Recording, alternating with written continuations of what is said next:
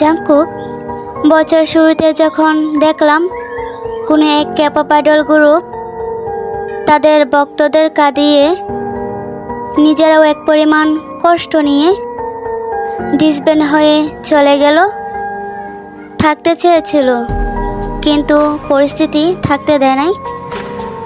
অবশেষে একটা গাছ থেকে 9টি ফুল ঝরে ভিন্ন ভিন্ন জায়গায় চলে গেছে।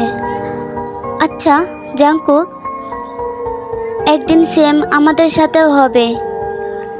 হারিয়ে ফেলবো আমাদের 7 রাজাকে, নীরবতা অর্জন করবে আর্মি ফ্যান্ডম, ভেঙে পড়বে প্রতিটা আর্মি।